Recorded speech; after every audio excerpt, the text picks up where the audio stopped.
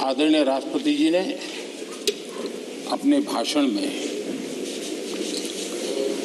आत्मनिर्भर भारत को लेकर के और आकांक्षी भारत को लेकर के गत दिनों के जो प्रयास हैं उसके संबंध में विस्तार से बात कही है। मैं सभी आदरणीय सदस्यों का बहुत आभार व्यक्त करता हूं जिन्होंने इस महत्वपूर्ण भाषण पर अपनी टिप्पणी की, अपने विचार रखे।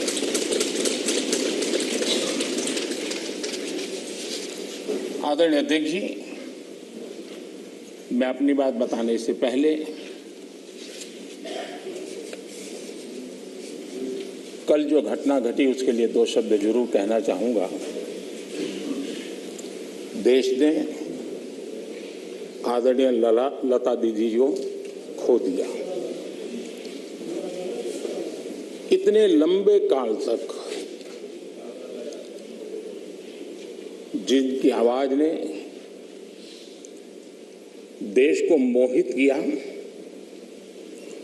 देश को प्रेरित भी किया, देश को भावनाओं से भर दिया और एक अहर्निश सांस्कृतिक धरोहर को मजबूत करते हुए और देश की एकता को भी करीब करीब 36 भाषाओं में उन्होंने गाया। ये अपने आप में भारत की एकता और अखंडता के लिए भी एक प्रेरक उदाहरण है। मैं आज आदरणीय लता दीदी जी को आदरपूर्वक श्रद्धांजलि देता हूं। आदरणीय अध्यक्ष जी, इतिहास इस बात का गवाह है कि द्वितीय विश्व युद्ध के बाद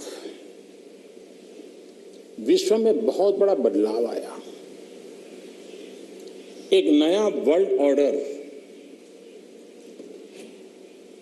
जिसमें हम सब लोग जी रहे हैं।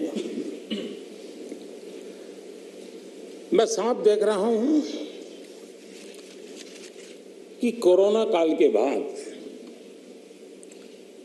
विश्व एक नए वर्ल्ड ऑर्डर की तरफ, नई व्यवस्थाओं की तरफ बहुत तेजी से आगे बढ़ रहा है। एक ऐसा टर्निंग पॉइंट है कि हम लोग एक भारत के रूप में इस अवसर को गंवाना नहीं चाहिए।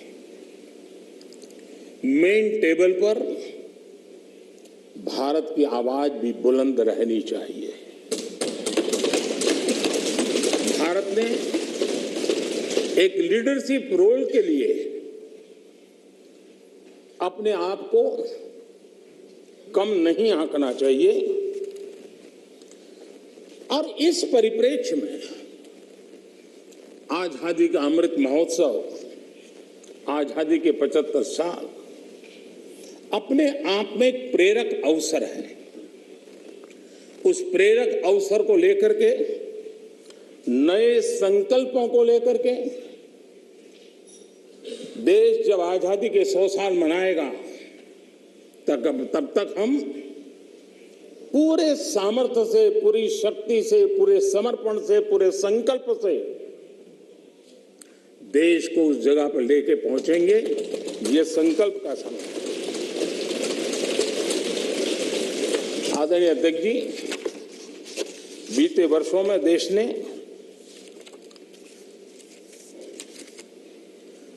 कई क्षेत्रों में, मूलभूत व्यवस्थाओं में बहुत मजबूती का अनुभव किया है और बहुत मजबूती के साथ हम आगे बढ़े हैं।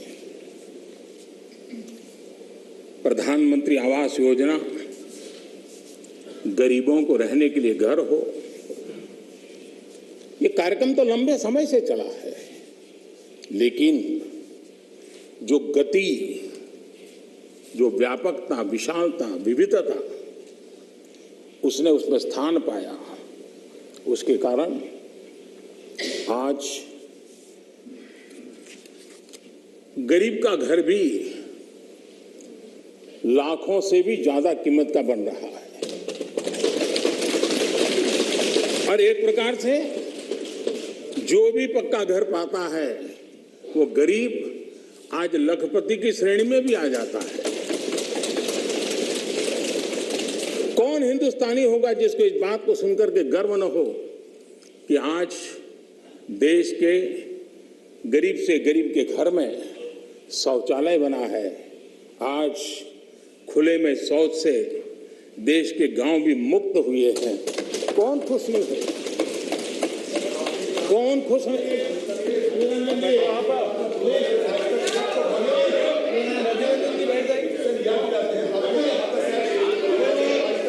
तरीका ठीक नहीं है।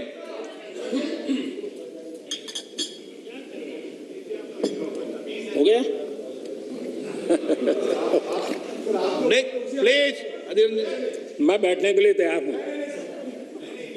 आप बोलिए। नहीं, प्लीज अजय जी। आपको धन्यवाद करके शुरू करूं। बहुत बहुत धन्यवाद।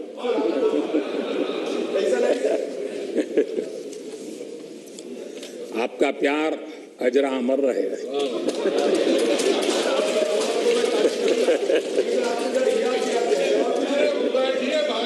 Please please please.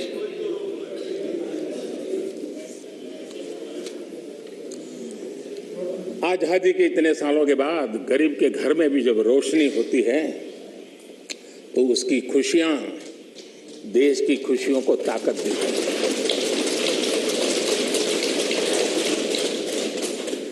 चूल्हे के धुएं से जलती हुई आंखों के साथ काम करने वाली मां को, गरीब मां को, और जिस देश में घर में गैस कनेक्शन हो यह स्टेटस सिंबल बन चुका था, उस देश में गरीब के घर में गैस का कनेक्शन हो, धुएं वाले चूल्हे से मुक्ति हो, तो उसका आनंद कुछ और ही होता है। हमारी माताएं बहनें उनका पूरा प्लीज दादा प्लीज बैठिए। आपको मैंने पर्याप्त मौका दिया, तरीका ठीक नहीं है। दादा को बीच बीच में मौका देना चाहिए, क्योंकि दादा उम्र के इस पड़ाव में भी बचपना का मजा लेते रहते हैं।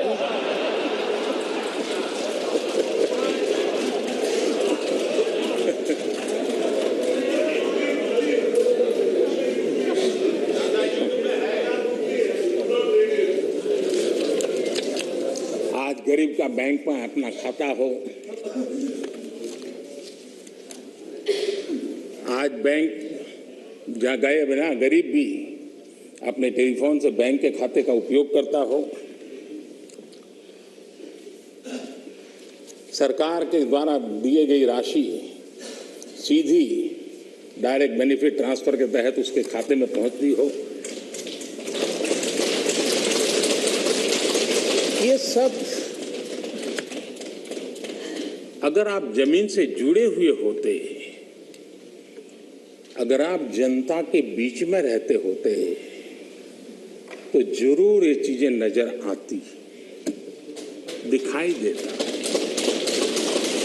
लेकिन दुर्भाग्य ये है कि आप में से बहुत लोग ऐसे हैं जिनके सुई कांटा 2014 में अटका हुआ है और उससे वो बाहर ही निकल नहीं पाते हैं,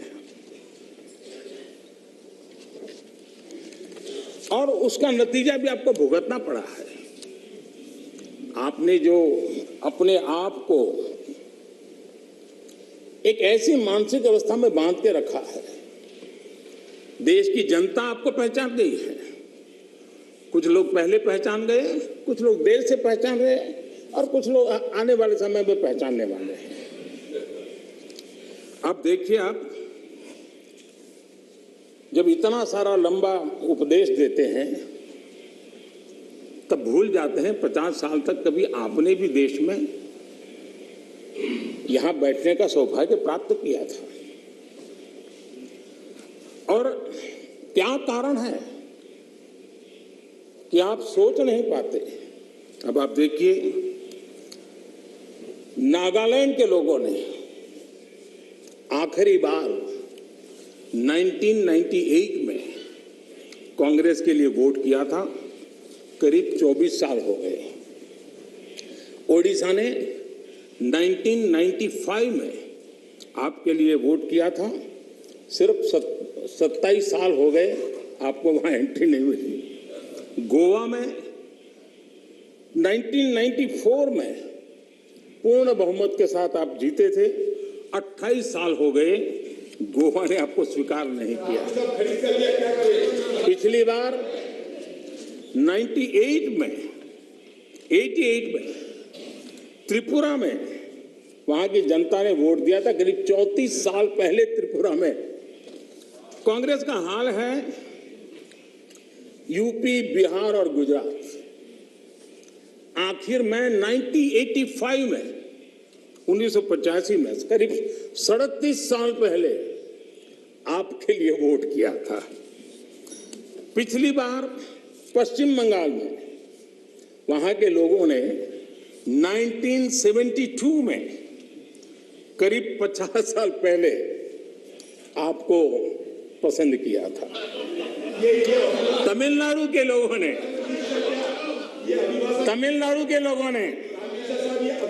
प्लीज तमिलनाडु, मैं इसके लिए सहमत हूं। कागज लेके बाद में बोल लेना। अगर आप उस मर्यादा का पालन करते और इस जगह का उपयोग न करते, और बड़ा दुर्भाग्य है देश का कि सदन जैसी पवित्र जगह देश के लिए काम आनी चाहिए, उसको दल के लिए काम में लेने का जो प्रयास हो रहा है, और उसके कारण जवाब देना हमारी मजबूरी बन जाती है।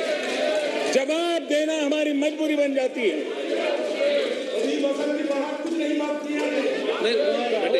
माननीय अध्यक्ष जी, तमिलनाडु आखिर में 1962 में, यानी करीब 60 साल पहले आपको मौका मिला था। तेलंगाना बनाने का श्रेय लेते हैं, लेकिन तेलंगाना बनने के बाद भी वहां की जनता ने आपको स्वीकार नहीं किया। झारखंड का जन्म हुआ, 20 साल हो गए, पूर्ण रूप से कांग्रेस को स्वीकारते नहीं है, पिछले दरवाजे से वो घुसने का प्रयास करते हैं। माननीय अध्यक्ष जी, सवाल चुनाव नतीजों का नहीं है, सवाल उन लोगों की नीयत का है, उनकी नेक दिली का है कि इतने बड़े लोकतंत्र में इतने साल तक शासन में रहने के बाद देश की जनता हमेशा हमेशा के लिए उनको क्यों नकार रही है। और जहां भी ठीक से लोगों ने राह पकड़ ली, दोबारा आपको प्रवेश करने नहीं दिया है। इतना सारा होने के बावजूद भी हम तो एक चुनाव हार जाए ना, महीनों तक न जाने इकोसिस्टम क्या क्या करती है। इतना सारा पराजय होने के बावजूद भी न आपका अहंकार जाता है, न आपकी इकोसिस्टम आपके अहंकार को जाने देती है।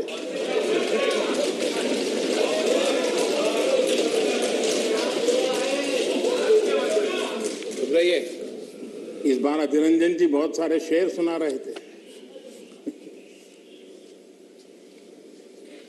चलिए मौका मैं भी ले लूं। और जब अहंकार की बात मैं कर रहा हूं तब तो मुझे कहना ही पड़ेगा, वो जब दिन को रात कहें तो तुरंत मान जाओ, वो जब दिन को रात कहें तो तुरंत मान जाओ, नहीं मानोगे तो वो दिन में नकाब ओढ़ लेंगे। जरूरत हुई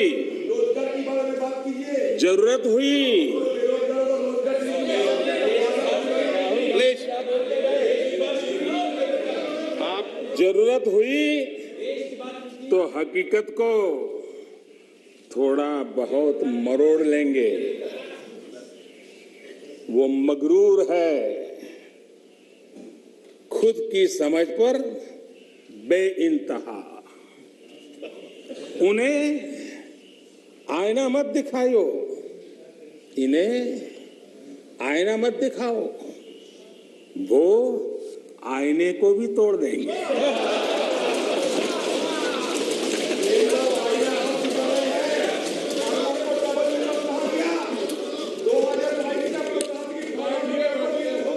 please please please please please.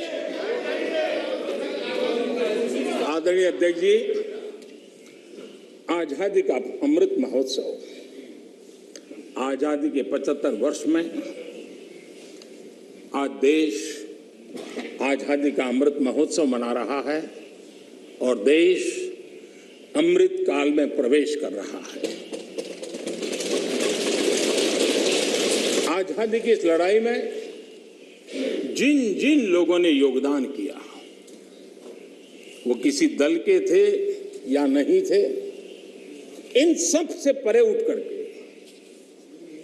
देश के लिए जीने मरने वाले लोग, देश के लिए जवानी खपाने वाले लोग, ये हर किसी को स्मरण करने का, पुण्य स्मरण करने का अवसर है और उनके सपनों को याद करते हुए कुछ संकल्प लेने का अवसर है। आदरणीय अध्यक्ष जी, हम सब संस्कार से, स्वभाव से, व्यवस्था से लोकतंत्र के प्रतिबद्ध लोग हैं और आज से नहीं, सदियों से हैं। लेकिन ये भी सही है, आलोचना ये जीवंत लोकतंत्र का एक आभूषण है, लेकिन अंध विरोध ये लोकतंत्र का अनादर है। सबका प्रयास, इस भावना से भारत ने जो कुछ हासिल किया है, अच्छा होता उसे खुले मन से स्वीकार किया गया होता, उसका स्वागत किया जाता, उसका गौरवगान करते। बीते 2 सालों में 100 साल का सबसे बड़ा वैश्विक महामारी का संकट पूरी दुनिया की मानव जात झेल रही है।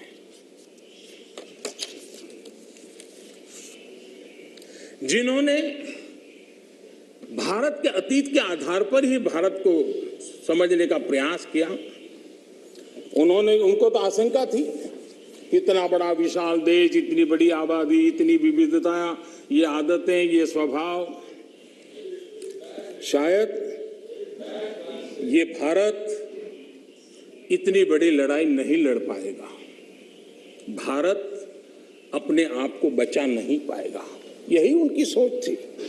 लेकिन आज स्थिति क्या है? मेड इन इंडिया कोविड टीके, कोविड वैक्सीन दुनिया में सबसे प्रभावी है। आज भारत 100% पहली डोज इस लक्ष्य के निकट करीब पहुंच रहा है और लगभग 80% सेकंड डोज उसका पड़ाव भी पूरा कर लिया है।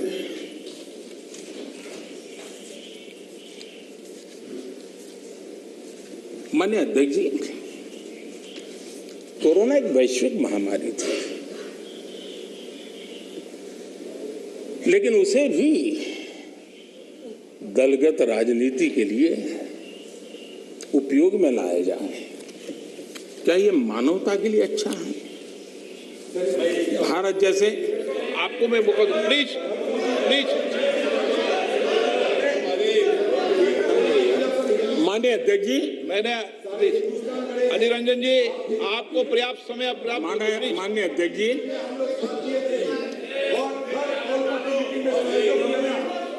Please please. माननीय अध्यक्ष जी, मैंने तो किसी का नाम नहीं दिया।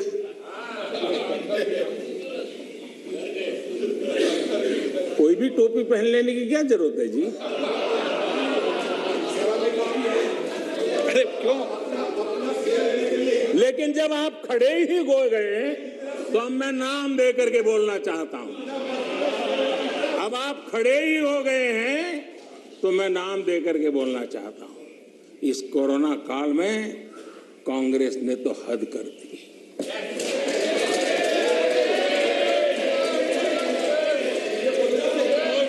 पहली लहर के दौरान मौका दूंगा आपको, प्लीज।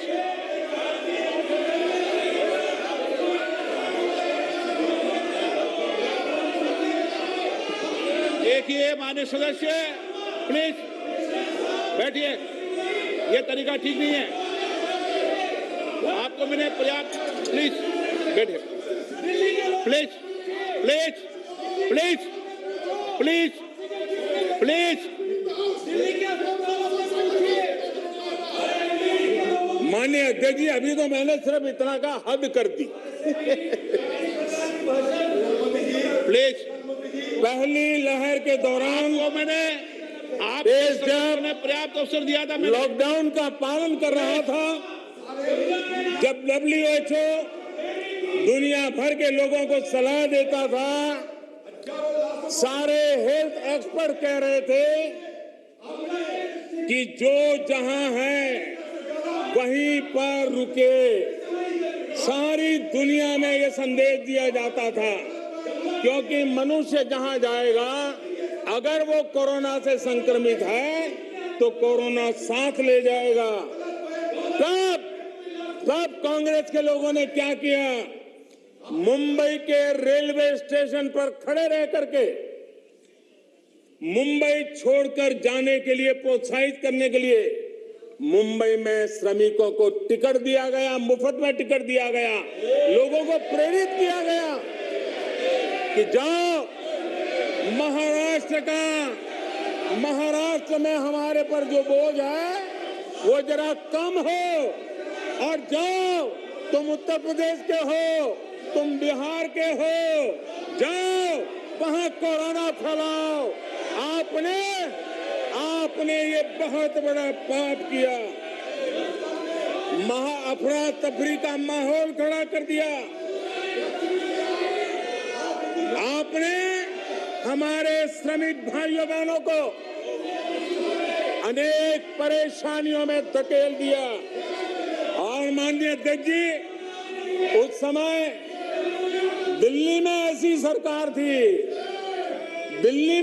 सरकार थी जो है, उस सरकार ने तो जीप पर माइक बांध करके दिल्ली की झुग्गी झोपड़ी में गाड़ी घुमा करके लोगों को कहा संकट बड़ा है, भागो, गांव जाओ, घर जाओ, और दिल्ली से जाने के लिए बसें दी, आधे रास्ते छोड़ दिया और श्रमिकों को लिए अनेक मुसीबतें पैदा की।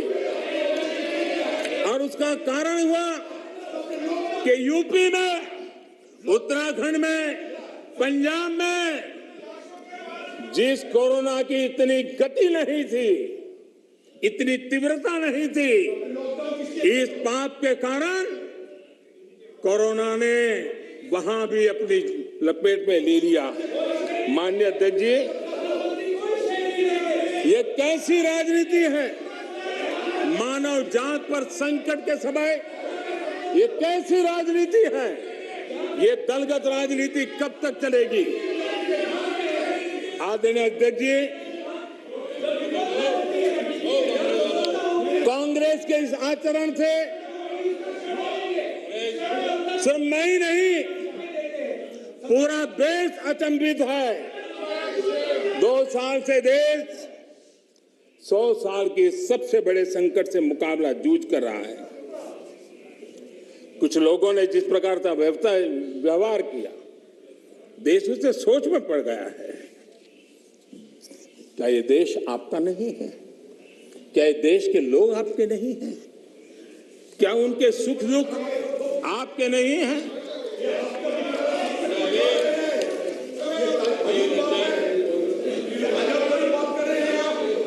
इतनी बड़ी संकट आया, कई राजनीतिक दल के नेता जरा आत्मनिरीक्षण करें।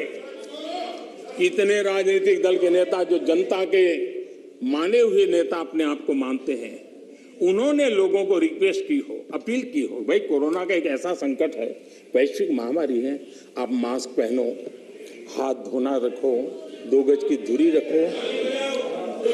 कितने नेता हैं, क्या ये बार बार देश की जनता को अगर कहते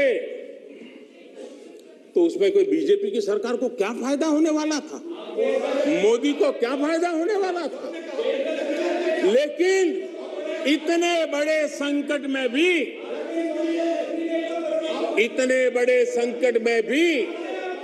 इतना सा पवित्र काम करने से भी चूक गए। इसलिए माननीय अध्यक्ष जी, कुछ लोग हैं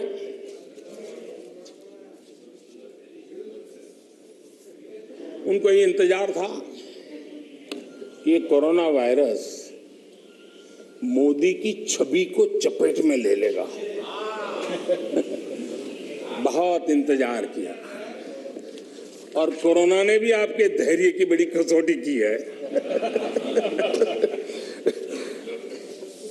आए दिन आप लोग औरों को नीचा दिखाने के लिए महात्मा गांधी का नाम लेते हैं। महात्मा गांधी की स्वदेशी की बात, इसको बार बार दोहराने में हमें कौन रोकता है।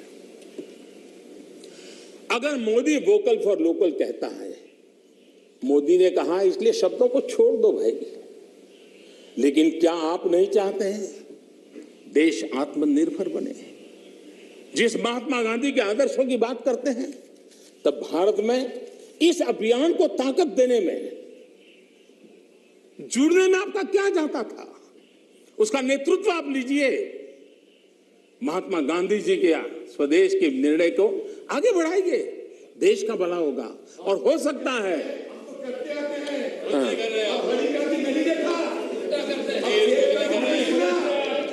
आप महात्मा गांधी के सपनों को सच होते देखना नहीं चाहते। माननीय अध्यक्ष जी, आज पूरी दुनिया योग के लिए, एक प्रकार से कोरोना में तो योग ने दुनिया भर में जगह बना ली। दुनिया भर में कौन हिंदुस्तानी होगा जिसको योग के लिए गर्व ना हो? आपने उसका भी मजाक उड़ाया, उसका भी विरोध किया। अच्छा होता आप लोगों को कहते भाई संकट में घर में है, ये योगा कीजिए, आपको फायदा होगा। क्या नुकसान था? फिट इंडिया मूवमेंट चले, देश का नौजवान सशक्त हो, सामर्थ्यवान हो। आपको मोदी से विरोध हो सकता है। फिट इंडिया मूवमेंट, आपके राजनीतिक दलों के छोटे छोटे युवा मंच होते हैं। अगर हम सब ने मिलकर के अगर इस फिट इंडिया के द्वारा देश की युवा शक्ति को इस सामर्थ्य की तरफ आगे बढ़ने के लिए कहते, लेकिन उसका भी विरोध, उसका भी उपहास, यानी क्या हो गया है आपको, मुझे समझ नहीं आ रहा है। और इसलिए मैं आज इसलिए कहता हूं आपको ध्यान में आए कि आप कहां खड़े हैं जी। और मैंने इतिहास बताया, 60 साल के लेकर 15 साल तक पूरा कालखंड, इतने राज्य, कोई आपको घुसने नहीं दे रहा है। माननीय अध्यक्ष जी, कभी कभी मैं ये विशेष बहुत प्यार से कह रहा हूं, नाराज मत हो जाना।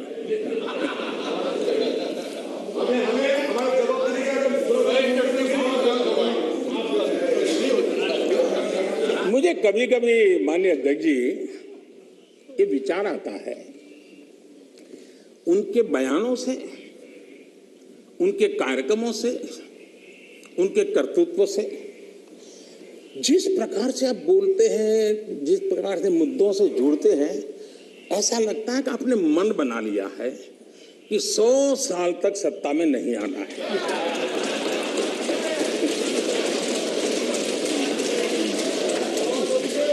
कोई ऐसा नहीं करता जी। थोड़ी सी भी आशा होती, थोड़ा सा भी लगता हाँ यार देश की जनता फिर से फुलहार करेगी, तो ऐसा नहीं करते। और इसलिए खैर अब आपने ही तय कर लिया है 100 साल के लिए, तो फिर मैंने भी तैयारी कर ली है।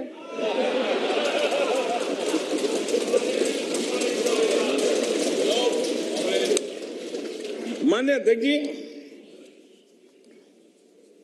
ये सदन इस बात का साक्षी है कि कोरोना वैश्विक महामारी से जो बनी स्थितियां, जो स्थितियां उत्पन्न हुई, उसको निपटने के लिए भारत ने जो भी रणनीति बनाई,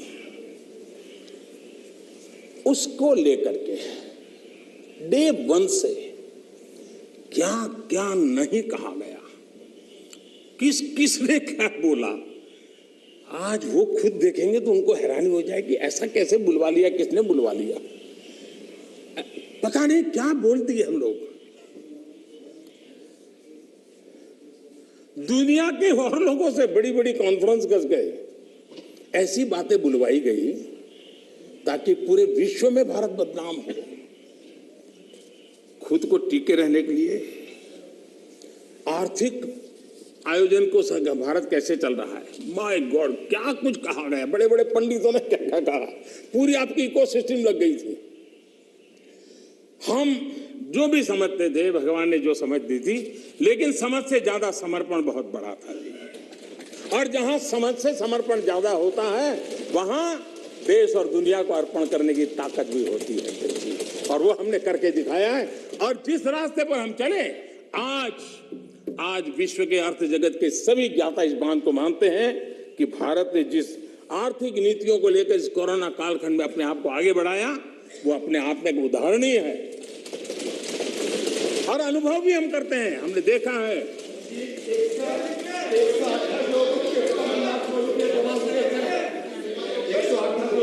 माननीय जी, भारत आज दुनिया की, माननीय अध्यक्ष जी, भारत आज दुनिया की जो बड़ी इकोनॉमीज है, उसमें सबसे तेजी से विकसित हो रही बड़ी अर्थव्यवस्था है। माननीय अध्यक्ष जी, इस कोरोना कालखंड में भी हमारे किसानों ने रिकॉर्ड पैदावार की, सरकार ने रिकॉर्ड खरीदी की। दुनिया के अनेक देशों में जहां खाने का संकट पैदा हुआ, और आपको पता होगा 100 साल पहले जो आपदा आई थी, उसके जो रिपोर्ट है उसमें ये बात कही गई है कि बीमारी से मरने वालों की जैसी तादाद है, वैसी भूख से मरने वालों की भी बड़ी तादाद है। उस समय के 100 साल पहले की रिपोर्ट में है। इस देश ने किसी को भूख से मरने नहीं दिया। 80 करोड़ से अधिक देशवासियों को मुफ्त राशन उपलब्ध कराया, और आज भी करा रहे हैं। माननीय अध्यक्ष जी, हमारा total export historically highest record पर है, और ये कोरोना काल में है। कृषि एक्सपोर्ट ऐतिहासिक रूप से टॉप पर पहुंचा है। सॉफ्टवेयर एक्सपोर्ट नई ऊंचाई तरफ बढ़ रहा है। मोबाइल फोन एक्सपोर्ट्स अभूतपूर्व वृद्धि हुई है। डिफेंस एक्सपोर्ट, कईयों को परेशानी हो रही है। ये आत्मनिर्भर भारत का कमाल है कि आज देश डिफेंस एक्सपोर्ट में भी अपनी पहचान बना रहा है। एफडीआई और एफपीआई, माननीय अध्यक्ष जी,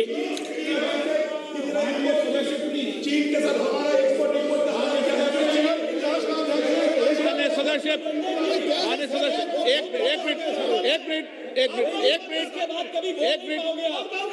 मिनट, आप चुप रहिए, आप शांत रहिए, आप शांत रहिए प्लीज। माननीय सदस्य प्लीज,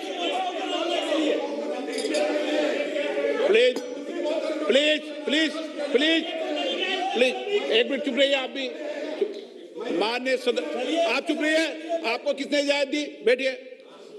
माननीय सदस्यगण, मैंने सभी माननीय सदस्यों को पर्याप्त समय, पर्याप्त अवसर दिया है, लेकिन माननीय सदस्य आपने जब बोला तो मैंने कहा कि कोई भी इस सदन में नेता बोल रहे हैं, कोई टिप्पणी टिप्पणी करेंगे, लेकिन आज आप ये उचित व्यवहार नहीं है। सदन के नेता बोल रहे हैं, सदन की गरिमा को बनाए रखें, ये मेरा आपसे आग्रह है। आपको मैं बोलने का मौका दूंगा।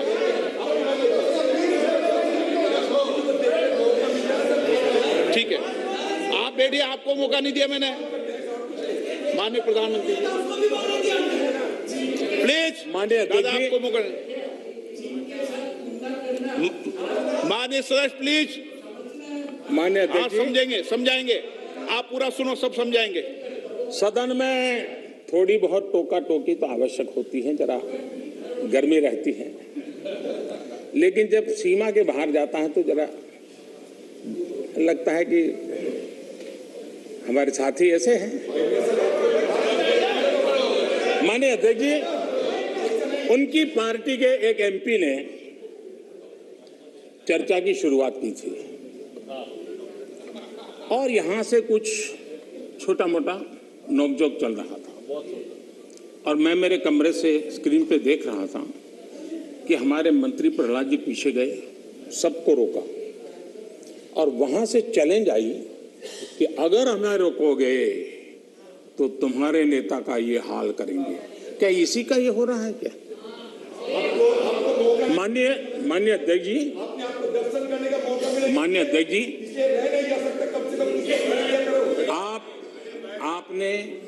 आपको अब हर एक को अपना सीआर सुधारने की कोशिश तो करनी चाहिए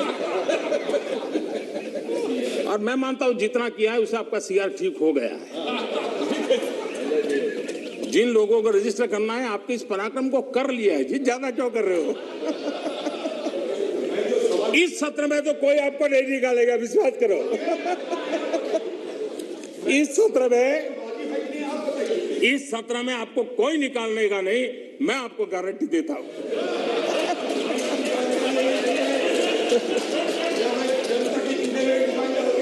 ठीक है, इस जगह से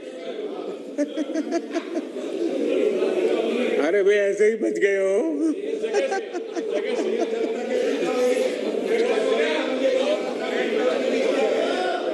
माननीय अध्यक्ष जी, एफडीआई और एफपीआई का रिकॉर्ड निवेश आज भारत में हो रहा है। रिन्यूएबल एनर्जी के क्षेत्र में आज हिंदुस्तान दुनिया के टॉप 5 कंट्रीज में है।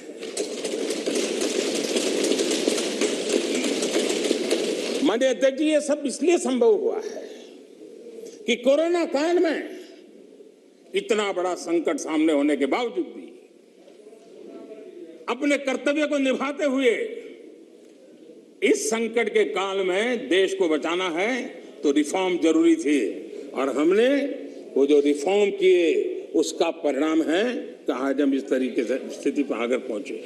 माननीय अध्यक्ष जी, एमएसएमई सदस्य प्लीज सहित आप बैठिए। हर उद्योग को गलत तरीका है आपका, जरूरी सपोर्ट दी, बैठिए, ऐसे नहीं चलेगा। नियमों को, प्रक्रियाओं को सरल किया। आत्मनिर्भर भारत का जो मिशन है उसको हमने चरितार्थ करने के लिए भरपूर कोशिश की। ये सारी उपलब्धियां ऐसे हालत में देश ने हासिल की हैं जब अंतर्राष्ट्रीय स्तर पर आर्थिक जगत में बहुत बड़ी उथल पाथल आज भी चल रही है। सप्लाई चेन पूरी तरह चरमरा गई है। लॉजिस्टिक सपोर्ट में अनेक संकट पैदा हुए हैं। दुनिया में सप्लाई चेन की वजह से केमिकल फर्टिलाइजर पर कितना बड़ा संकट आया है और भारत आयात करने पर डिपेंडेंट है। कितना बड़ा आर्थिक बोझ देश पर आया है। पूरी विश्व में हालत पैदा हुई है, लेकिन भारत ने किसानों को इस पीड़ा झेलने के लिए मजबूर नहीं किया। भारत ने वो सारा बोझ देश ने अपने कंधों पर उठाया और किसान को ट्रांसफर नहीं होने दिया है।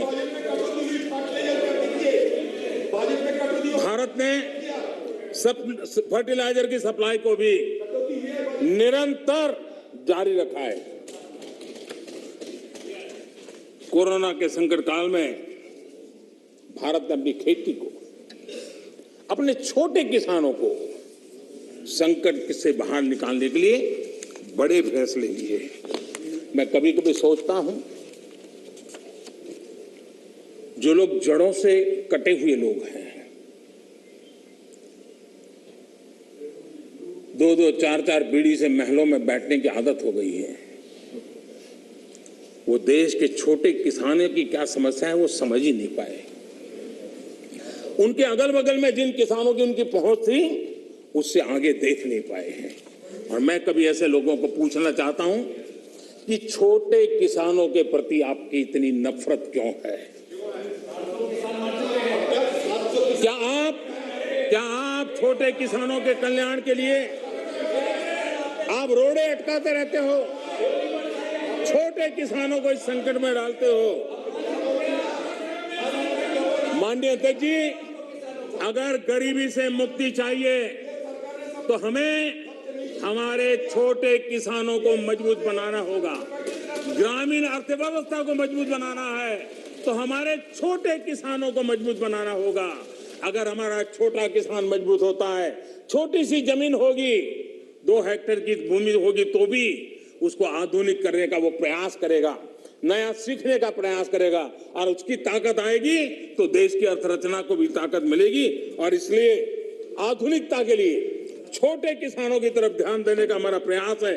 लेकिन छोटे किसानों के प्रति जिन लोगों के मन में नफरत है, जिन्होंने छोटे किसानों के दुख दर्द नहीं जाना है, उनको किसानों के नाम पर अपनी राजनीति करने का कोई हक नहीं बनता है। माननीय अध्यक्ष जी, इस बात को हमें समझना होगा। सैकड़ों वर्षों का गुलामी कालखंड, उसकी जो मानसिकता है वो आजादी के 75 साल के बाद भी कुछ लोग बदल नहीं पाए। ये गुलामी की मानसिकता किसी भी राष्ट्र की प्रगति के लिए बहुत बड़ा संकट होती है। लेकिन माननीय अध्यक्ष जी, आज देश का मैं एक चित्र देखता हूं। एक ऐसा समुदाय, एक ऐसा वर्ग है, आज भी वो गुलामी की मानसिकता में जीता है। आज भी 19वीं सदी के काम, उस सोच, उसी में जकड़ा हुआ है। और 20वीं सदी के जो कानून है, वही कानून उसको कानून लगते हैं। माननीय अध्यक्ष जी, गुलामी की मानसिकता, इन 19वीं सदी का रहन सहन, 20वीं सदी के कानून 21वीं सदी की आकांक्षाएं पूरी नहीं कर सकते। 21वीं सदी के अनुकूल हमें बदलाव बहुत जरूरी है। माननीय अध्यक्ष जी, जिस बदलाव को हमने अस्वीकार किया, उसका परिणाम क्या है? फ्रेट कॉरिडोर, इतने मनोमंथन के बाद, कई वर्षों तक उसके बाद योजना बनी। 2006 में प्लानिंग, 2006 से 2014 तक का उसका हाल देखिए। 2014 के बाद उसकी तेजी आई। यूपी में सरयू नहर परियोजना 70 के दशक में शुरू हुई, 70 दशक में, और उसकी लागत 100 गुना बढ़ गई। हमारे आने के बाद हमने उस काम को पूरा किया। ये कैसी सोच है, क्या तरीके हैं? यूपी का अर्जुन डैम परियोजना 2009 में शुरू हुई, 2017 तक 1/3 खर्चा हुआ। हमने इतने कम समय में इसको पूर्ण कर दिया। अगर कांग्रेस के पास इतनी सत्ता थी, इतने सालों तक सत्ता थी, तो 4 धाम को वो ऑल वेदर सड़कों में परिवर्तित कर सकते थे, जोड़ सकते थे, लेकिन नहीं किया। वाटरवे, सारी दुनिया वाटरवे का समर्थन है। हमारा ही देश था कि हमने वाटरवे को नकार दिया। आज हमारी सरकार को वाटरवे पे काम करना है। पुराने अप्रोच से गोरखपुर के कारखाना बंद होता था, हमारे अप्रोच से गोरखपुर का फर्टिलाइजर का कारखाना शुरू होता है। माननीय अध्यक्ष जी, ये लोग ऐसे हैं जो जमीन से कटे हुए हैं, उसके कारण उनके लिए फाइल की मूवमेंट, फाइल में सिग्नेचर करके कौन अगला मुलाकात आएगा उसी के इंतजार में जो रहते हैं। आपके लिए फाइल सब कुछ है, हमारे लिए 130 करोड़ देशवासियों का लाइफ महत्वपूर्ण है। आप फाइल में खोए रहे, हम लाइफ बदलने के लिए जी जान से जुटे हुए लोग। आज उसी का परिणाम है प्रधानमंत्री गति शक्ति मास्टर प्लान। एक होलिस्टिक अप्रोच, टुकड़ों में नहीं। एक आधा काम वहां रहा है, रोड बन रहा है, फिर बिजली वाला आकर के खुदाई करता है, वो ठीक होता है, फिर पानी वाला आकर के खुदाई करता है। उस सारी समस्याओं से बाहर आकर के हमने डिस्ट्रिक्ट लेवल तक गति शक्ति मास्टर प्लान की दिशा में हम काम कर रहे हैं। उसी प्रकार से हमारा देश की विशेषता को देखते हुए मल्टी मॉडल ट्रांसपोर्ट सिस्टम, उस पर हम बड़ा जोर दे रहे हैं और कनेक्टिविटी पर इसके का आधार पर हम जोर दे रहे हैं। आजादी के बाद सबसे तेज गति से ग्रामीण सड़कें कहीं बन रही है तो इस 5 साल के कालखंड में बनी है। माननीय अध्यक्ष जी, नेशनल हाईवे बन रहे हैं, रेलवे लाइनों का बिजलीकरण हो रहा है। आज देश नए एयरपोर्ट्स, हेलीपोर्ट्स और मोटरड्रोम का नेटवर्क खड़ा कर रहा है। देश के 6 लाख से अधिक गांवों में ऑप्टिकल फाइबर नेटवर्क के लिए काम चल रहा है। माननीय अध्यक्ष जी, ये सारे काम ऐसे हैं जो रोजगार देते हैं। ज्यादा से ज्यादा रोजगार इन्हीं कामों से मिलता है। आधुनिक इंफ्रास्ट्रक्चर आज देश की आवश्यकता है और अभूतपूर्व निवेश भी हो रहा है और उसी से रोजगार भी बढ़ना है, विकास भी बढ़ना है और विकास की गति भी बढ़ना है और इसलिए आज देश उस दिशा में काम कर रहा है। माननीय अध्यक्ष जी, जितनी ज्यादा अर्थव्यवस्था ग्रो करेगी उतने ही रोजगार के अवसर पैदा होंगे और इसी लक्ष्य को लेकर के पिछले 7 साल से हमने इन चीजों पर फोकस किया है और उसका परिणाम है हमारा आत्मनिर्भर भारत अभियान। मैन्युफैक्चरिंग हो या सर्विस सेक्टर हो, हर सेक्टर में हमारा उत्पाद बढ़ रहा है, उत्पादन बढ़ रहा है। आत्मनिर्भर भारत अभियान के हम आज ग्लोबल वैल्यू चेन के हिस्से बन रहे हैं। ये अपने आप में भारत के लिए एक अच्छी निशानी है। हमारा बड़ा फोकस एमएसएमई और टेक्सटाइल जैसे लेबर इंसेंटिव सेक्टर्स में है। एमएसएमई की परिभाषा में सुधार, एमएसएमई की परिभाषा में हमने सुधार करके उसको भी नए अवसर दिए हैं। अपने छोटे उद्योगों को सुरक्षित करने के लिए, एमएसएमई के लिए सरकार ने इस कोरोना के विकट कालखंड में 3 लाख करोड़ रुपए की विशेष योजना भी शुरू की है और उसका लाभ हमारे एमएसएमई सेक्टर को मिला है। और इसका बहुत बढ़िया स्टडी एसबीआई ने किया है। एसबीआई का स्टडी कहता है कि 13.5 लाख एमएसएमईज इस योजना के कारण बर्बाद होने से बच गए हैं। एसबीआई का स्टडी कहता है 1.5 करोड़ नौकरियां बची हैं और करीब 14% एमएसएमई लोन्स के कारण एनपीए होने की जो संभावना थी उससे बच गए हैं। माननीय अध्यक्ष जी, जो सदस्य जमीन पर जाते हैं वो इसके प्रभाव को देख सकते हैं। विपक्ष के भी कई साथी मुझे मिलते हैं, कहते हैं कि साहब ये इस योजना ने बहुत बड़ा लाभ किया है, एमएसएमई सेक्टर को इस संकट की घड़ी में बहुत बड़ा सहारा दिया है। माननीय अध्यक्ष जी, उसी प्रकार से मुद्रा योजना कितनी सफल रही, हमारी माताएं बहनें कितनी उस क्षेत्र में आई है। लाखों लोग बिना गारंटी बैंक से लोन लेकर के आज अपना स्वरोजगार की दिशा में आगे बढ़े और खुद तो करते हैं, 1-2 लोगों को रोजगार भी देते हैं। स्वनिधि योजना, स्ट्रीट वेंडर्स, कभी हमने सोचा नहीं, पहली बार आजादी के बाद स्ट्रीट वेंडर्स और बैंक के अंदर से लोन मिल रहा है और हमारा स्ट्रीट वेंडर डिजिटल ट्रांजैक्शन कर रहा है और करोड़ों श्रमिकों को लाभ मिल रहा है। हमने गरीब श्रमिकों के लिए 2 लाख करोड़ रुपए से ज्यादा खर्च किए हैं।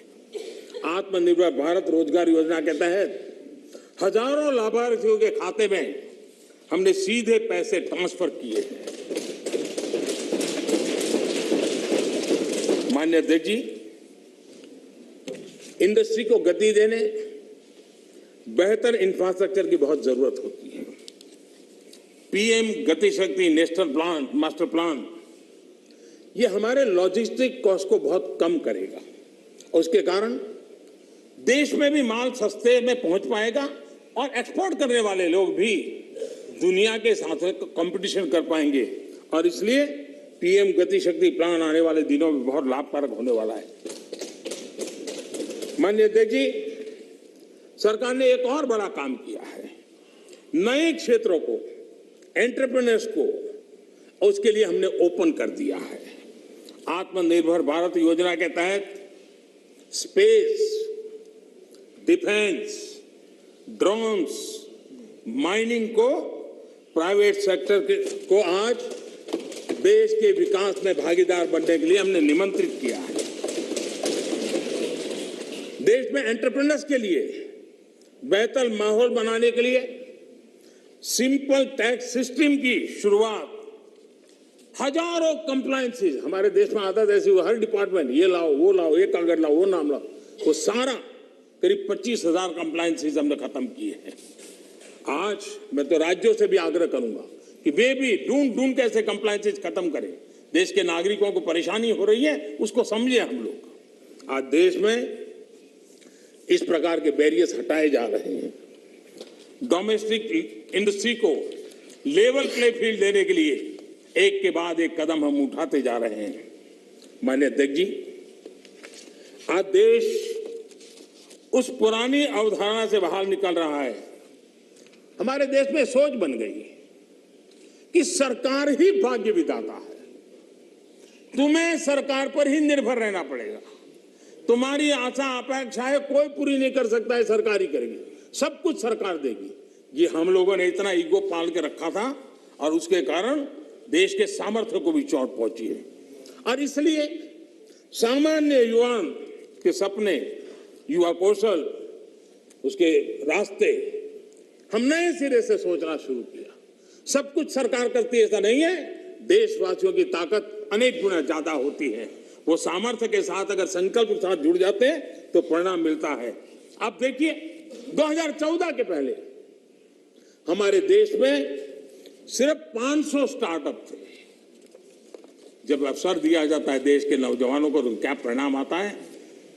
इन 7 साल में 2014 के पहले 500 स्टार्टअप, इस 7 साल में 60,000 स्टार्टअप इस देश में काम कर रहे हैं। ये मेरे देश के युवाओं की ताकत है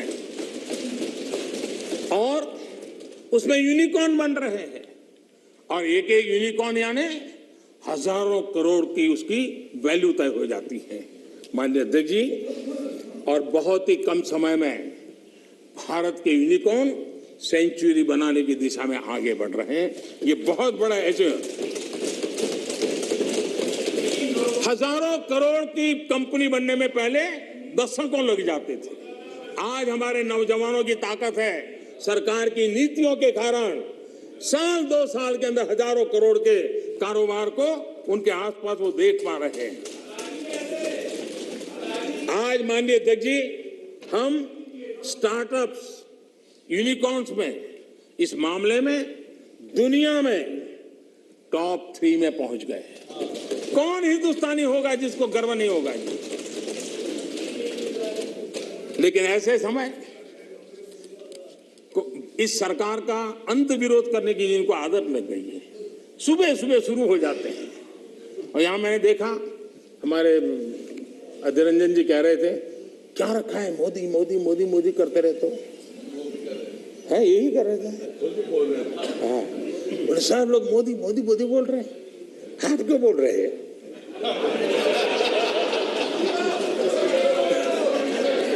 आप लोग सुबह होते ही शुरू हो जाते हैं। एक पल आप लोग एक पल मोदी के बिना नहीं बिता सकते। अरे मोदी तो आपकी प्राण शक्ति है। मोदी जी प्रधानमंत्री, इसलिए मोदी जी का नाम तो करना ही पड़ेगा।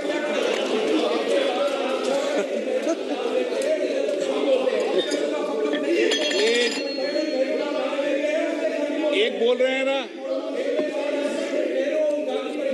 माननीय अध्यक्ष जी, चलो बैठिए।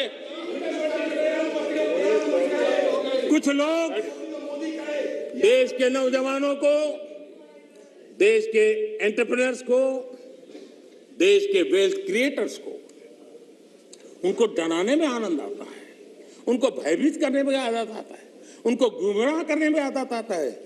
देश का नौजवान उनकी बातें सुन नहीं रहा है, इसके कारण देश आगे बढ़ रहा है। माननीय अध्यक्ष जी, आज जो यूनिकॉर्न है, यही उसमें से कुछ मल्टीनेशनल कंपनियां बनने का सामर्थ्य रखती है। लेकिन कांग्रेस में ऐसे लोग बैठे हैं जो कहते हैं, जो हमारे उद्यमी हैं उनके लिए कहते हैं, और आपको भी जानकर के आश्चर्य होगा, क्या कहते हैं? वो कहते हैं ये उद्यमी लोग कोरोना वायरस का वेरिएंट, बताइए क्या हो गया है? हमारे देश के उद्यमी एक कोरोना वायरस के वेरिएंट है क्या? हम क्या बोल रहे हैं? किसके लिए बोल रहे हैं? कोई जरा आपके अंदर बैठे तो जरा बोलो तो सही, क्या हो रहा है? पार्टी का नुकसान हो रहा है, कांग्रेस पार्टी का नुकसान हो रहा है।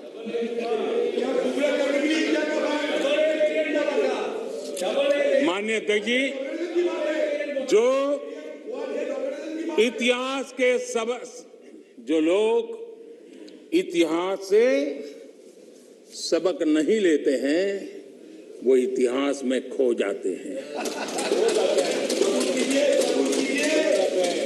माननीय अध्यक्ष जी, ये मैं इसलिए कह रहा हूं, जरा 60 से 80 का दायका, 60 से 80 का दायका, उनके सभी प्रमुख लोग उसमें आ जाते हैं जो देश का नेतृत्व करते थे। उस कालखंड की बात कर रहा हूं। 60 से 80 के दशक में क्या नैरेटिव होता था? कांग्रेस के ही सत्ता साथी, कांग्रेस के साथ रहकर के सुख भोगने वाले लोग, ये वही लोग पंडित नेहरू जी की सरकार को और श्रीमती इंदिरा गांधी जी की सरकार को क्या कहते थे? ये तो टाटा बिरला की सरकार है, इस सरकार को तो टाटा बिरला चला रहे हैं। 60 से 80 दशक तक यही बातें बोली जाती थी, नेहरू जी के लिए बोली जाती थी, इंदिरा जी के लिए बोली जाती थी, और आपने उनके साथ भागीदारी की सत्ता में, लेकिन उनकी आदतें भी ले ली, आप भी उसी भाषा को बोल रहे हो। मैं देख रहा हूं आप इतने नीचे गए हो, इतने नीचे गए हो। हां, मुझे लगता है कि आज पंचिंग बैग बदल गया है, लेकिन आपकी आदत नहीं बदली है। मुझे विश्वास है यही लोग सदन में कहने की हिम्मत करते थे, बाहर तो बोलते ही थे, जहां मौका मिले चुप नहीं रहते थे। वो कहते हैं मेक इन इंडिया हो ही नहीं सकता है। बताओ, इसमें आनंद आ रहा है? कोई ऐसा हिंदुस्तान के लिए सोच सकता है क्या कि मेक इन इंडिया हो ही नहीं सकता? अरे भाई, आपको तकलीफ होगी, हम आकर के करेंगे, ठीक है, ऐसा बोलो। देश को क्यों गाली देते हो जी? देश के खिलाफ क्यों बोलते हो? मेक इन इंडिया हो नहीं सकता। मेक इन इंडिया का मजाक उड़ाया गया, और आज देश की युवा शक्ति ने, देश के एंटरप्रेन्योर ने करके दिखाया है। आप मजाक के विषय बन गए हो।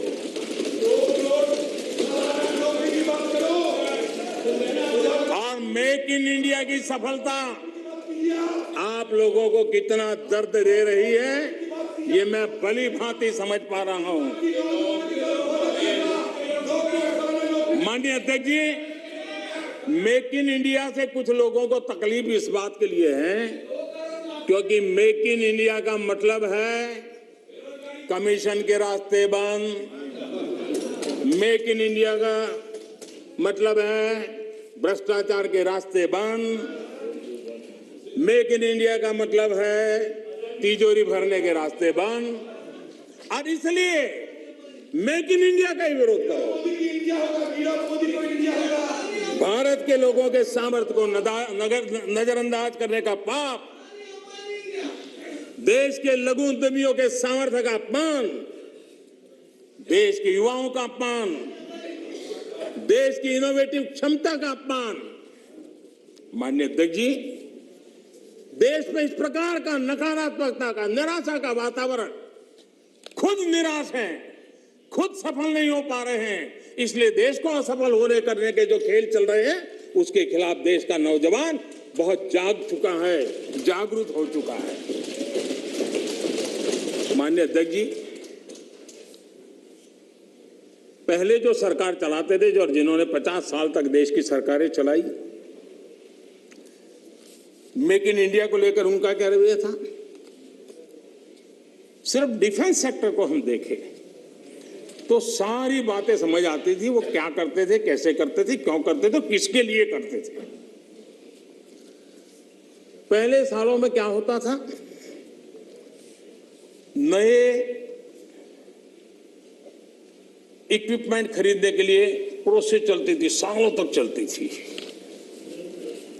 और जब फाइनल निर्णय होता था तब वो चीज पुरानी हो जाती थी। अब बताइए देश का क्या बना, आउट ऑफ डेट हो जाती थी और हम पैसे देते थे। हमने इन सारी प्रोसेस को सिंप्लीफाई किया। सालों से पेंडिंग डिफेंस सेक्टर के जो इश्यू थे उसको हमने निपटाने का प्रयास किया। पहले किसी भी आधुनिक प्लेटफॉर्म या इक्विपमेंट के लिए हमें दूसरे देशों की तरफ देखना पड़ता था। जरूरत के समय आपाधापी में आयुध खरीदा जाता था, ये लाओ वो लाओ, कौन पूछता है भाई, हो जाए। यहां तक कि स्पेयर पार्ट्स के लिए भी हम अन्य देशों पर निर्भर रहे हैं। दूसरों पर निर्भर होकर इस देश की सुरक्षा निश्चित नहीं कर सकते हैं। हमारे पास यूनिक व्यवस्था होनी चाहिए, हमारी अपनी व्यवस्था होनी चाहिए। रक्षा क्षेत्र में आत्मनिर्भर होना ये राष्ट्र सेवा का भी एक बहुत बड़ा काम है, और जो मैं देश के नौजवानों को भी आह्वान करता हूं कि आप अपने कैरियर में इस क्षेत्र को चुनिए, हम ताकत के साथ खड़े होंगे। माननीय अध्यक्ष जी, इस बजट में भी हमने ज्यादा से ज्यादा रक्षा उपकरण भारत में ही बनाएंगे, भारतीय कंपनियों से ही खरीदेंगे, ये बजट में प्रावधान किया है। बाहर से लाने के रास्तों बंद करने की दिशा में हम कदम बढ़ाए हैं। हमारी सेनाओं की जरूरत पूरी होने के अलावा हम एक बड़े डिफेंस एक्सपोर्टर बनने का सपना लेकर के चल रहे हैं, और मुझे विश्वास है ये संकल्प भी पूरा होगा। मैं जानता हूं कि रक्षा सौदों में कितनी बड़ी ताकतें पहले अच्छों को खरीद लेती थी। ऐसी ताकतों को मोदी ने चुनौती दी, और इसलिए मोदी पर उनकी नाराजगी नहीं, गुस्सा होना भी बहुत स्वाभाविक है, और उनका गुस्सा प्रकट भी होता रहता है। माननीय अध्यक्ष जी,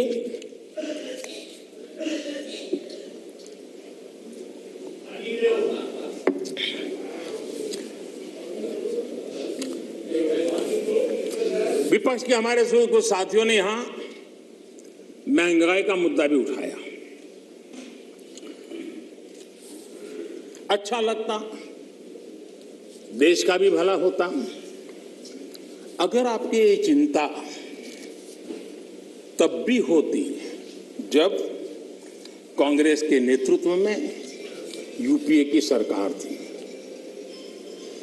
ये दर्द उस समय भी होना चाहिए था। आप शायद भूल गए हैं, मैं जरा आपको याद दिलाना चाहता हूं।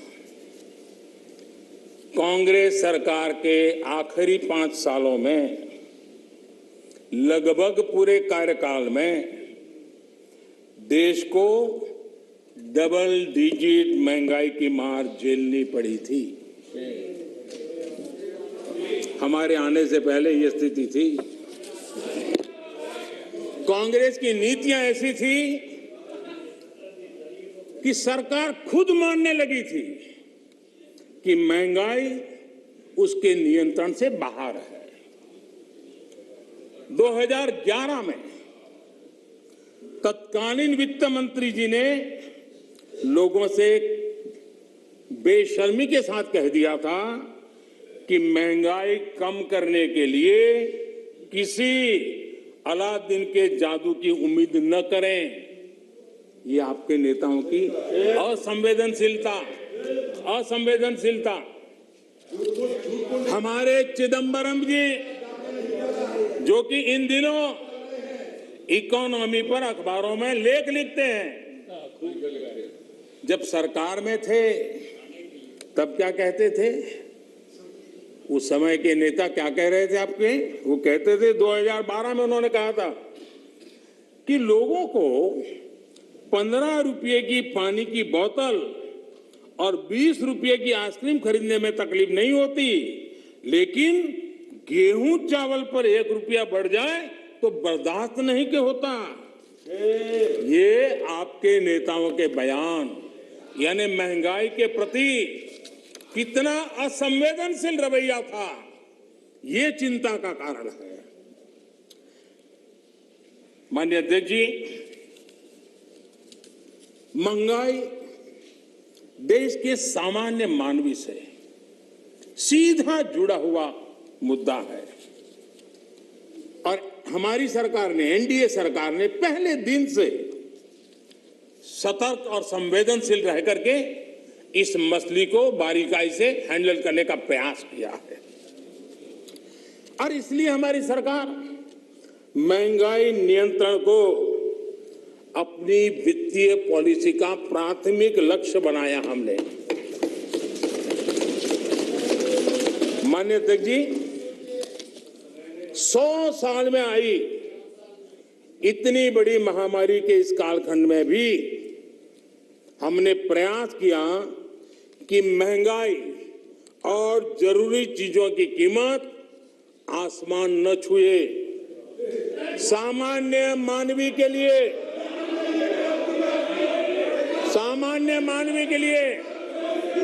दादा, आपके काम की बात है। अरे आपके काम की बात है, मजा लो ना, आपके काम आएगा। थोड़ा मैं आगे जाऊंगा तो आपके काम आएगा।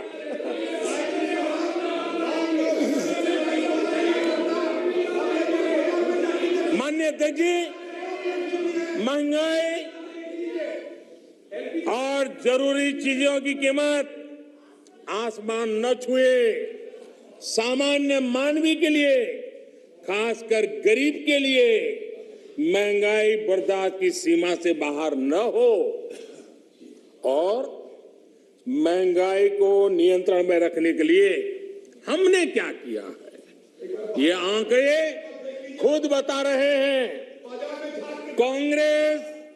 कांग्रेस के जहां महंगाई दर डबल डिजिट में थी, 10% से ज्यादा थी, वहीं 2014 से 2020 तक महंगाई 5% से कम रही है। 5% से कम रही है। कोरोना के बावजूद आपको मैं बोलने देना चाहता हूं तो क्या आगे आपकी मजा होने वाली है, जरा इंतजार करो, आ रहा हूं। कोरोना के बावजूद इस साल महंगाई 5.2% रही है और उसमें भी फूड इन्फ्लेशन 3% से कम रही है।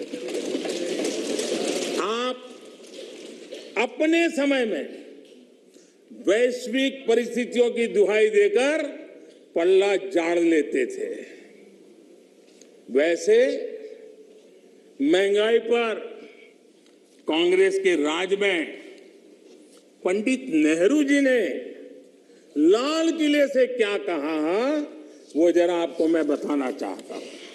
पंडित नेहरू देश के पहले प्रधानमंत्री लाल किले से बोल रहे हैं। देखिए, आपकी इच्छा रहती है ना, मैं पंडित जी का नाम नहीं बोलता हूं। आज मैं बार बार बोलने वाला हूं। आज तो नेहरू जी ही नेहरू जी।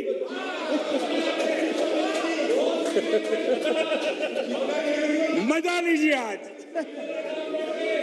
आपके नेता कहेंगे मजा आ गया।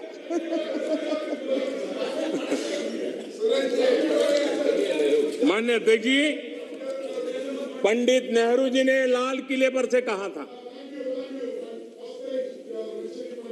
और ये उस जमाने में कहा गया था, तब ग्लोबलाइजेशन इतना नहीं था, नाम मात्र का भी नहीं था।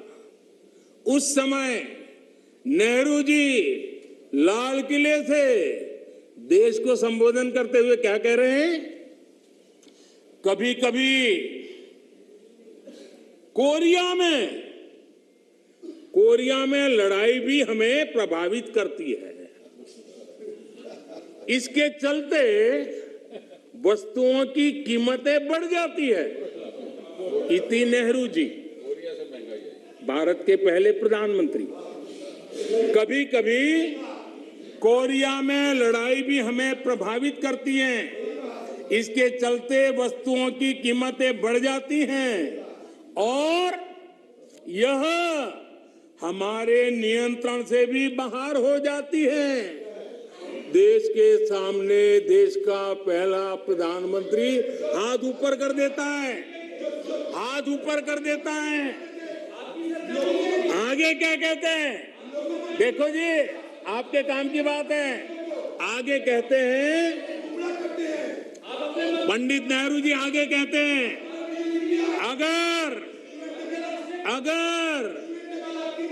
अगर अमेरिका में भी कुछ हो जाता है तो इसका असर भी वस्तुओं की कीमत पर पड़ता है। सोचिए तब महंगाई की समस्या कितनी गंभीर थी कि नेहरू जी को लाल किले से देश के सामने हाथ ऊपर करने पड़े थे। नेहरू जी तब कहा था, माननीय अध्यक्ष जी, अगर कांग्रेस सरकार आज सत्ता में होती, क्या देश का नसीब है? देश बच गया। लेकिन आज अगर आप होते तो महंगाई कोरोना के खाते में जमा करके झाड़ करके निकल जाते आप लोग। लेकिन हम बड़ी संवेदनशीलता के साथ इस समस्या को महत्वपूर्ण समझ करके उसके समाधान के लिए पूरी ताकत से काम कर रहे हैं। आज दुनिया में अमेरिका और ओईसीडी जैसे देशों में, अमेरिका और ओईसीडी देशों में महंगाई 7% है, करीब 7%। लेकिन माननीय अध्यक्ष जी, हम किसी पर ठीकरा फोड़ करके भाग जाने वालों में से नहीं है। हम ईमानदारी से प्रयास करने वालों में लोग हैं, जिम्मेवारी के साथ देशवासियों के साथ खड़े रहने वाले लोग हैं। माननीय अध्यक्ष जी, इस सदन में गरीबी कम करने के भी बड़े बड़े आंकड़े दिए गए, लेकिन एक बात भूल गए,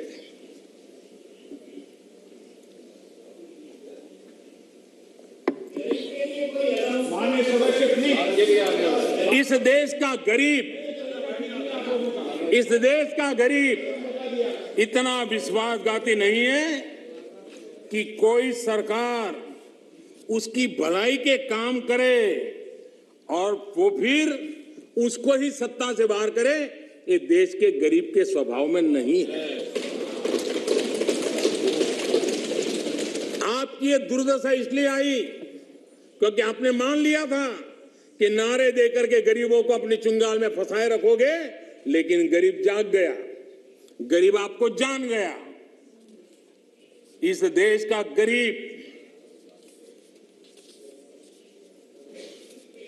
इतना जागरूक है कि आपको 44 सीटों पर समेट दिया, 44 सीट पे लाकर के रोक दिया। कांग्रेस 1971 से गरीबी हटाओ के नारे पर चुनाव जीतती रही थी। 40 साल बाद गरीबी तो हटी नहीं, लेकिन कांग्रेस सरकार ने नई परिभाषा दे दी। माननीय अध्यक्ष जी, देश के नौजवानों ने इन बातों को जानना बहुत जरूरी है। और अध्यक्ष जी, आप देखिए कि ये डिस्टर्ब तब करते हैं कि उनको अंदाजा आता है चोट बड़ी गहरी होने वाली है। उनको मालूम है कि मुसीबत में फंसे हैं आज, और कुछ लोग बोल करके भाग जाते हैं और झेलना ऐसे बेचारों को पड़ता है।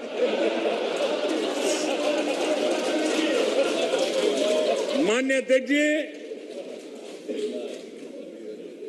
40 साल बाद कांग्रेस, गरीबी तो नहीं हटी, लेकिन गरीबों ने कांग्रेस को हटा दिया। और कांग्रेस ने क्या किया?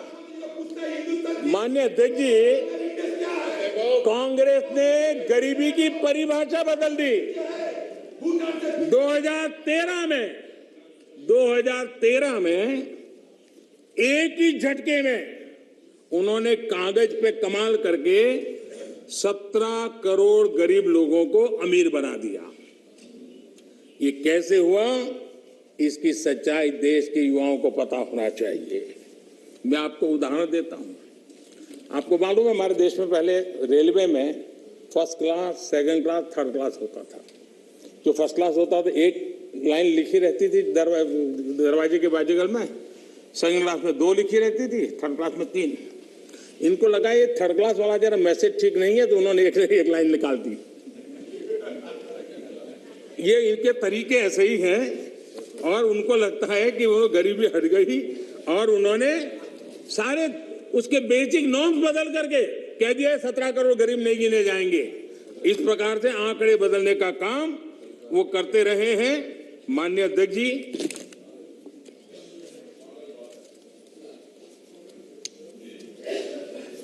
यहां कुछ तात्विक मुद्दों को उठाने की कोशिश की। मैंने तो समझने की बहुत कोशिश की, शायद कोई समझ पाया हो ऐसा तो मुझे अभी कोई मिला नहीं है, लेकिन जो को समझ पाया होगा तो मैं समझने के लिए तैयार हूं। ऐसे कुछ बातें सुनता हूं तो। माननीय अध्यक्ष जी, सदन में राष्ट्र को लेकर बातें हुई, ये बातें हैरान करने वाली है। मैं मेरी बात रखने से पहले एक बात दोहराना चाहता हूं, और मैं कोट कर रहा हूं।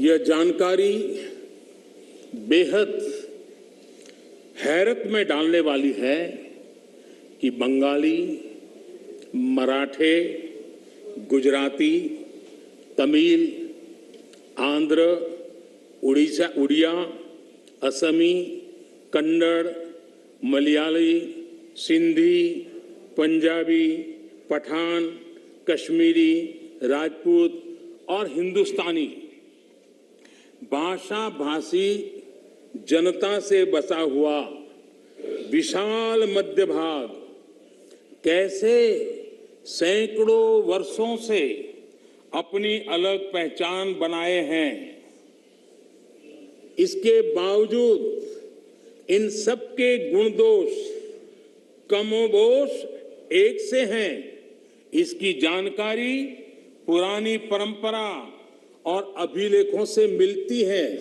साथ ही इस पूरे दौरान वे स्पष्ट रूप से ऐसे भारतीय बने रहे जिनकी राष्ट्रीय विरासत एक ही थी और उनकी नैतिक और मानसिक विशेषताएं भी समान थी।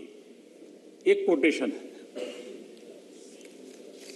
अध्यक्ष महोदय, हम भारतीयों की इस विशेषता को बताते हुए इस कोटेशन में 2 शब्द गौर करने वाले हैं, राष्ट्रीय विरासत और ये कोट पंडित नेहरू जी का है।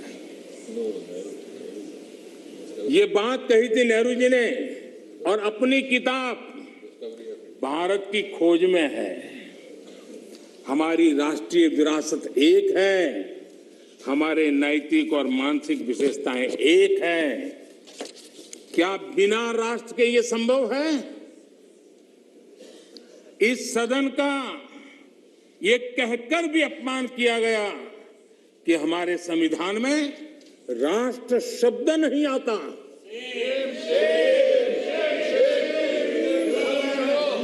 संविधान की प्रस्तावना में लिखा राष्ट्र पढ़ने में ना आए, ये हो नहीं सकता है। कांग्रेस ये अपमान क्यों कर रही है, मैं इस पर विस्तार से अपनी बात रखूंगा। माननीय अध्यक्ष जी, राष्ट्र कोई सत्ता या सरकार की व्यवस्था नहीं है। माननीय अध्यक्ष जी, हमारे लिए राष्ट्र एक जीवित आत्मा है।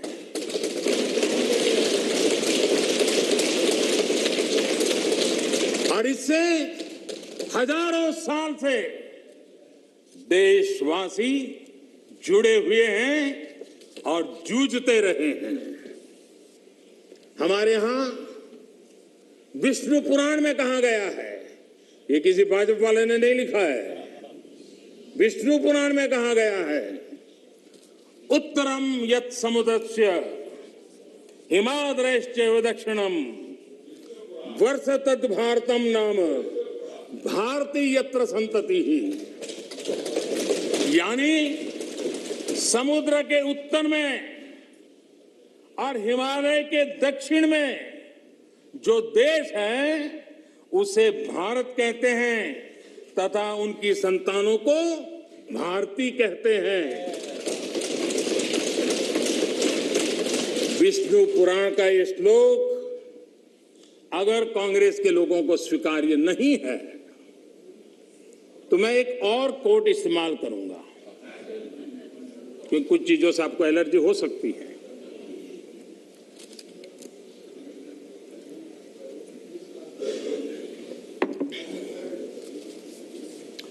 मैं कोट कह रहा हूं, एक क्षण आता है मगर इतिहास में विरल ही आता है जब हम पुराने से बाहर निकलकर नए युग में कदम रखते हैं।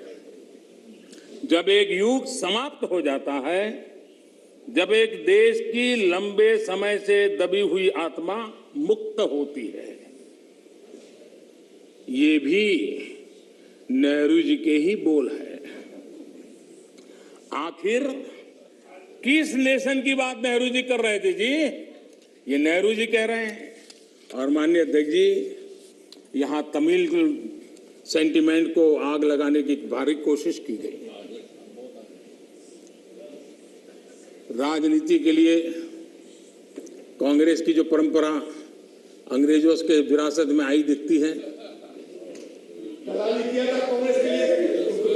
तोड़ो तोड़ो तोड़ो और राज करो, तोड़ो और राज करो, बांटो और राज करो।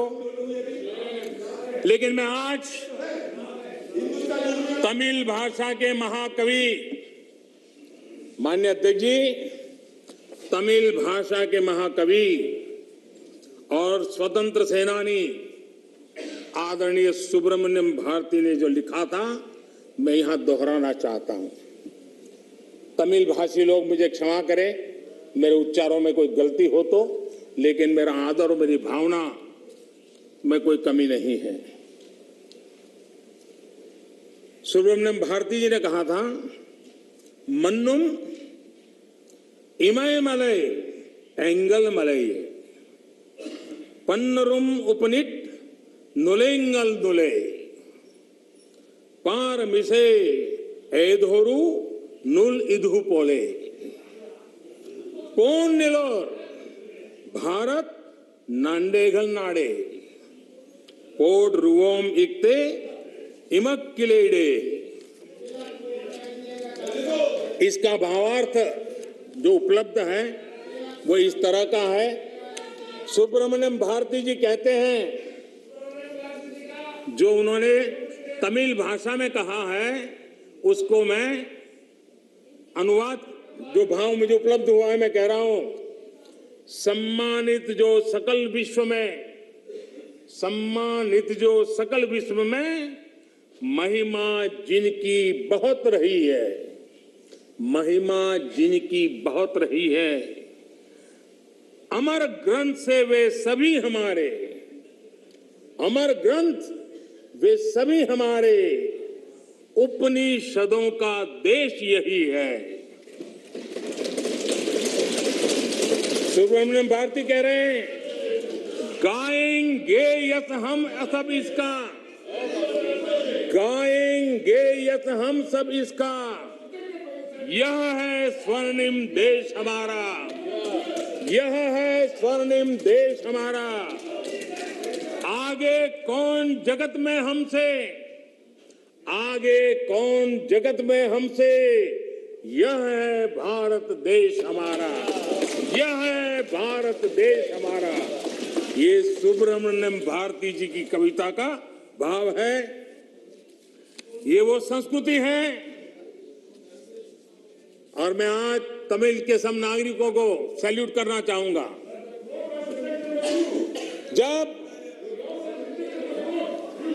जब हमारे सीडीएस रावत दक्षिण में हेलीकॉप्टर के अकस्मात में उनका निधन हुआ और जब उनका बॉडी तमिलनाडु में हवाई अड्डे की तरफ ले जाने के लिए रास्ते पर गुजर रहा था, मेरे तमिल भाई, मेरी तमिल बहनें लाखों की संख्या में घंटों तक कतार में खड़ी रही थी रोड पर, कोई सूचना नहीं, संदेश नहीं, इंतजार करते खड़ी रही थी। और जब सीडीएस रावत का बॉडी वहां से निकल रहा था, तब हर तमिलवासी गौरव के साथ हाथ ऊपर कर करके आंख में आंसू के साथ कहता था, वीर वणक्कम, वीर वणक्कम, वीर वणक्कम, ये मेरा देश है।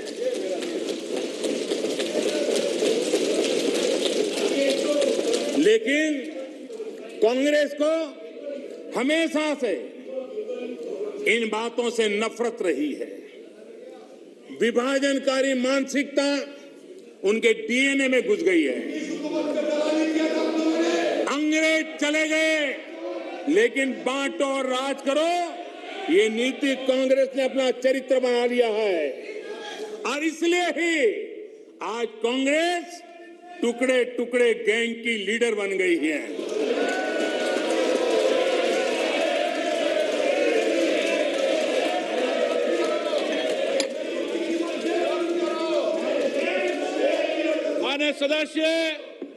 माननीय सदस्य प्लीज, मैंने सभी माननीय सदस्यों को पर्याप्त समय पर्याप्त अवसर दिया था। जब सदन के नेता बोल रहे हैं ये अपराधिक आचरण आपका ठीक नहीं है, ये सदन की गरिमा नहीं है। जो लोकतंत्र की प्रक्रिया से हमें रोक नहीं पा रहे हैं, वो यहाँ अनुशासनहीनता करके हमें रोकने की कोशिश कर रहे हैं। लेकिन इसमें भी विफलता मिलेगी, इसमें भी विफलता मिलेगी। माननीय अध्यक्ष महोदय, कांग्रेस पार्टी का सत्ता में आने की इच्छा खत्म हो चुकी है। लेकिन जब कुछ मिलने वाला नहीं है तो कम से कम बिगाड़ तो दो। ये फिलॉसफी पर आज निराशावादी, लेकिन उस मोह में बर्बाद कर करके छोड़ेंगे। इस मोह में देश में वो बीज बो रहे हैं जो अलगाव की जड़ों को मजबूत करने वाले हैं। सदन में ऐसी बातें हुई कि जिसमें देश के कुछ लोगों को उकसाने का भरपूर प्रयास किया गया। अगर पिछले 7 साल से कांग्रेस के हर कारनामे, हर गतिविधि उसको बारीकी से देखेंगे तो हर चीज को अगर धागे में बांध करके देखेंगे तो इनका गेम प्लान क्या है वो बिल्कुल समझ में आता है, और वो ही मैं आज उनका खुला कर रहा हूं। माननीय अध्यक्ष जी, आपका गेम प्लान कोई भी हो,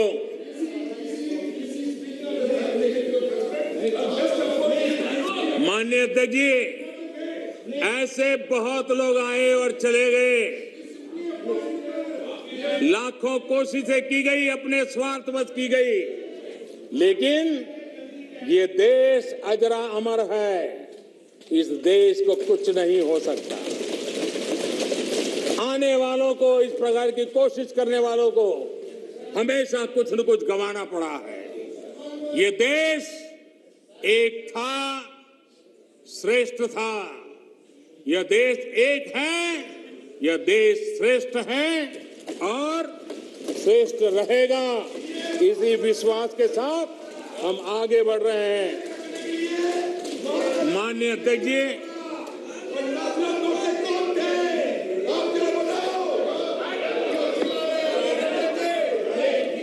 माननीय अध्यक्ष जी,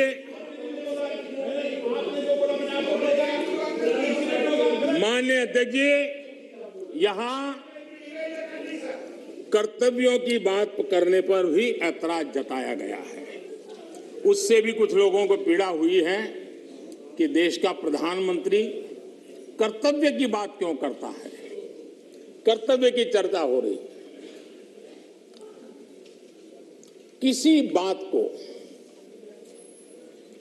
समझ के अभाव से या बद इरादे से,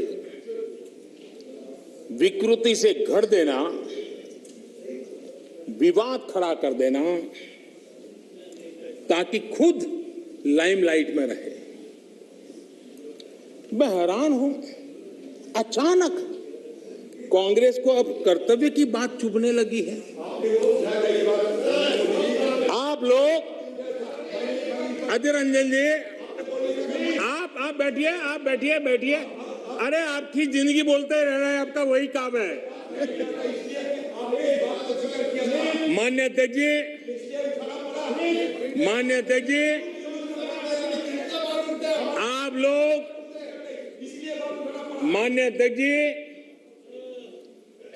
आप लोग कहते रहते हैं कि मोदी जी नेहरू जी का नाम नहीं लेते हैं, तो आज मैं आपकी मुराद बराबर पूरी कर रहा हूं, आपकी प्यास बुझा रहा हूं। देखिए, कर्तव्यों के संबंध में, कर्तव्यों के संबंध में नेहरू जी ने क्या कहा था, जरा मैं आज कोट सुनाता हूं।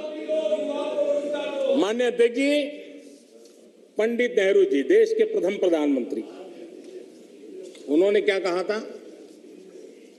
मैं आपसे फिर कहता हूं, मैं कोट कर रहा हूं, मैं आपसे फिर कहता हूं कि आजाद हिंदुस्तान है, आजाद हिंदुस्तान की सालगिरह हम मनाते हैं, लेकिन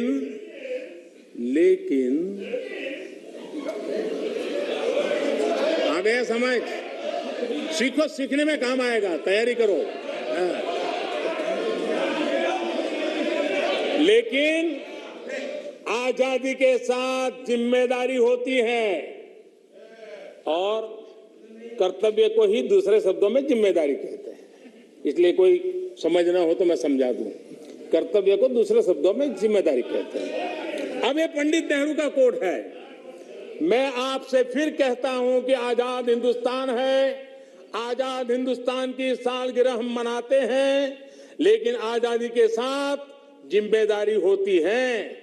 जिम्मेदारी, कर्तव्य खाली हुकूमत की नहीं, जिम्मेदारी हर एक आजाद शख्स की होती है। और अगर आप उस जिम्मेदारी को महसूस नहीं करते, अगर आप समझते नहीं, तब पूरी तौर पर आप आजादी के माने नहीं समझे और आप आजादी को पूरी तौर से बचा नहीं सकते हैं। ये कर्तव्य के लिए देश के प्रथम प्रधानमंत्री पंडित नेहरू जी ने कहा था, लेकिन आप उसको भी भूल गए, आप उसको भी भूल गए। माननीय अध्यक्ष जी, मैं सदन का ज्यादा समय लेना नहीं चाहता हूं, अब वो भी थक गए हैं। माननीय अध्यक्ष जी,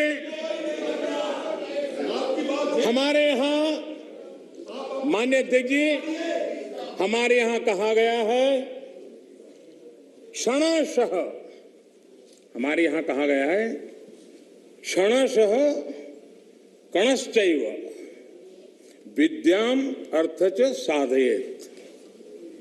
क्षणे नष्टे कुतो विद्या कणे नष्टे कुतो धनम। अर्थात विद्या ज्ञान के लिए एक एक पल महत्वपूर्ण होता है। संपत्ति संसाधनों के लिए एक एक कण जरूरी होता है। एक एक क्षण बर्बाद करके ज्ञान हासिल नहीं किया जा सकता और एक एक कण बर्बाद किया गया, छोटे छोटे संसाधनों का समुचित प्रयोग नहीं किया गया तो संसाधन व्यर्थ हो जाते हैं। मैं कांग्रेस और उसके सहयोगियों से कहूंगा, आप ये मंथन जरूर कीजिए कि कहीं आप इतिहास के इस महत्वपूर्ण अहम क्षण को नष्ट तो नहीं कर रहे हैं। मुझे सुनाने के लिए, मेरी आलोचना करने के लिए, मेरे दल को कोसने के लिए बहुत कुछ है, कर सकते हैं आप और आगे भी करते रहिए, मौकों की कमी नहीं है। लेकिन आजादी के अमृत काल का ये समय, 75 वर्ष का ये समय भारत की विकास यात्रा में सकारात्मक योगदान का समय है। मैं विपक्ष के और यहां पर बैठे हुए भी सभी साथियों से और इस सदन के माध्यम से देशवासियों से भी आजादी के इस अमृत महोत्सव के पर्व पर आग्रह करता हूं, निवेदन करता हूं, अपेक्षा करता हूं कि आओ इस आजादी के अमृत महोत्सव को हम नए संकल्पों के साथ, आत्मनिर्भर भारत बनाने के संकल्प के साथ एकजुट होकर हम लग जाएं, कोशिश करें पिछले 75 साल में जहां जहां हम कम पड़े हैं उसको पूरा करें और आने वाले 2047 के शताब्दी वर्ष बनाने से पहले देश को कैसा बनाना है उसका संकल्प लेकर के आगे बढ़े। देश के विकास के लिए मिलकर के काम करना है। राजनीति अपने जगह पर है, हम दलगत भावनाओं से ऊपर उठ करके देश की भावनाओं को लेकर के जिए। चुनाव के मैदान में जो कुछ करना है करते रहिए, लेकिन हम देश हित में आगे आए, इसी एक अपेक्षा रखता हूं। आजादी के 100 वर्ष जब होंगे, ऐसे ही सदन में जो लोग बैठे होंगे वो जरूर चर्चा करेंगे कि ऐसी मजबूत नींव पर, ऐसी प्रगति के पर पहुंची हुई 100 साल की उस यात्रा के बाद देश ऐसे लोगों के हाथ में जाए ताकि उनको आगे ले जाने का मन कर दे। हम यही सोचें कि जो समय मिला है उसका हम सदुपयोग करें। हमारे स्वर्णिम भारत के निर्माण में हम कोई कोताही न बरतें, पूरे सामर्थ्य के साथ उस पर काम में लगे। माननीय अध्यक्ष जी, मैं फिर एक बार राष्ट्रपति जी के उद्बोधन को, धन्यवाद प्रस्ताव को अनुमोदन करता हूं और मैं इस सदन में चर्चा में भाग लेने वाले सभी माननीय सांसदों का भी फिर से एक बार धन्यवाद करते हुए, आपने जो अवसर दिया रोका टोका की कोशिश के बावजूद भी मैंने सभी विषयों को स्पर्श करने का प्रयास किया है। बहुत बहुत धन्यवाद।